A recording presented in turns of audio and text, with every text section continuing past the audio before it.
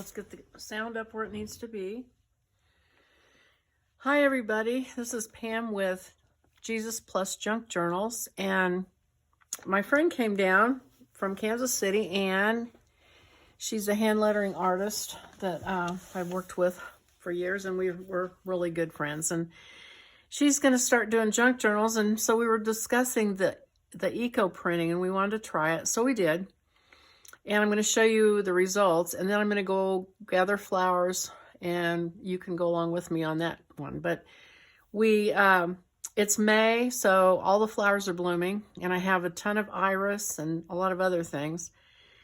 And so I had some really good results, and I was going to tell you about it. But here, you can see these were red roses from a wild rose bush that volunteered in my garden. Fern leaves. But we got some really good, I think, some really good results. Fern, and also azaleas. I have some pink azaleas, and they seem to do really well. I think that was the top sheet. And then this is some of the iris. And this is a coral bell, I think, leaf. This looks like another maybe coral bell leaf there. And the blooms on the coral bell. And some ferns. I think these are from the azalea, the pink azalea bush. This is a columbine, or an orange columbine. And not sure what's going on with that. Here's the iris. I have some really dark purple iris, and boy, they really do well. So if you can get your hands on some purple iris, that's definitely a good thing to do.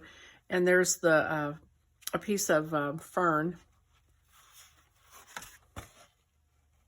There's some more of the columbine right there, and the red roses. Not sure what this was.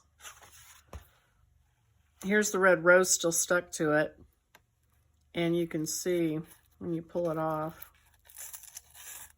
it leaves this really pretty purple.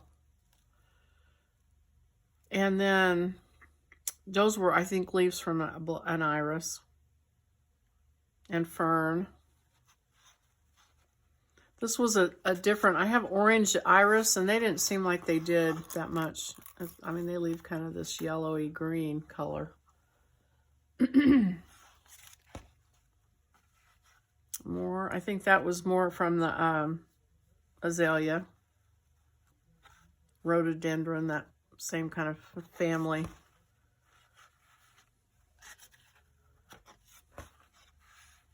That's, oh, love that. Oh, and the other really cool thing, which she did and I did not do, so I can't, she's already gone home and she took her paper with her. But the Japanese maple was gorgeous. So I'm going to do that here in just a minute. I'm going to go get some Japanese maple leaves and do that.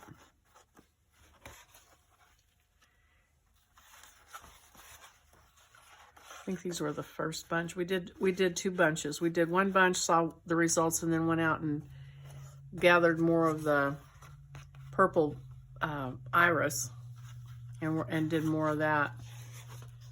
Yeah, this is the first bunch we did. So see this, oh, isn't that gorgeous? That's the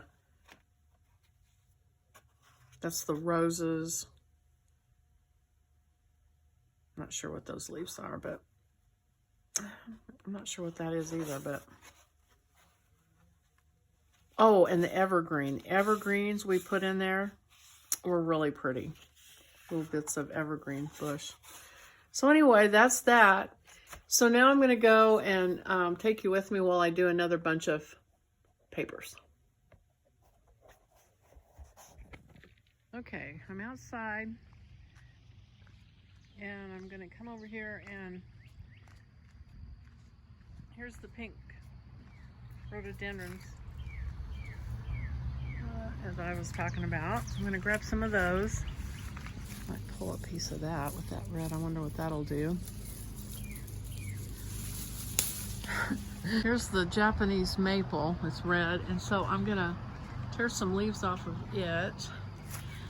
And I'm a little spooked by snakes, so I'm not gonna hurry through these weeds. Take my time. Also, not a big fan of ticks, so. Okay, so here's the leaves. You know, something else that I used was this honeysuckle. It's this red honeysuckle. So, just pull some of those off. Put those in there. And the really dark purple iris are out in this yard. We're having a beautiful kind of extended, well, not extended, we're in Arkansas, and usually by this time we go from cold, cold, cold, and then all of a sudden it turns hot. And we don't always have a good spring, but we're having some cool weather. So here's the purple iris, and I'm gonna, let's see, that one's spent, so I'll take that one. And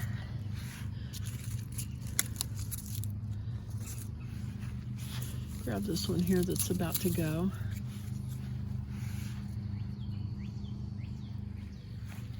Oh, and you know, I was also going to try some of this red tree. It's a plum tree and it has red leaves because it just seems like these red things do really well. So I'm going to grab some leaves off of that. Here. Oh, and I want evergreen. The evergreen did really well, so I'm going to pull some this weeping spruce. I haven't tried it yet. Ouch. And there's a reason for that. I'm gonna try these. I don't know what these are, but I like the delicate like stems when they come out on them. So I'm gonna take a couple of those.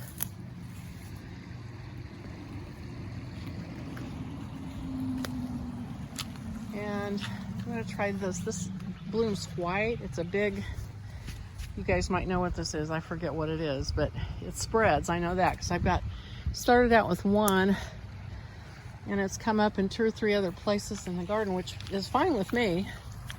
This is another Japanese maple that's, of course, a little bitty one. I'm going to try it. The leaves aren't red. They're pretty orange and yellow, but I'm going to see what they look like. There's some red iris. I might try. Here's one that's about done. I'll try that. This one's also about done. Here's a fern. It's a Japanese fern. I'm gonna break a couple of leaves off down here where hopefully, oh my gosh. Sorry, I thought something was moving. It was just a flower.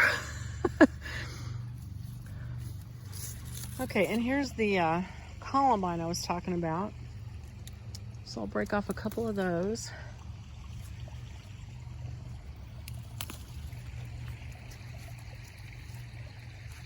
And let's see, what else can we get? I'm going to take this seed head off of this coral bell. It's done. Maybe a couple of leaves off of the coral bell because it is pretty. There's some sage. I'm going to try that. That's purple. And that might look really pretty.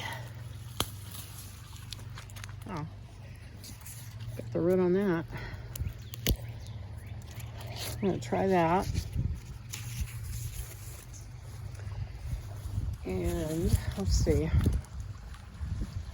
Got some creeping Jenny here. Really golden color. Might try some of that. Enough. Okay, so I'm going to go back in.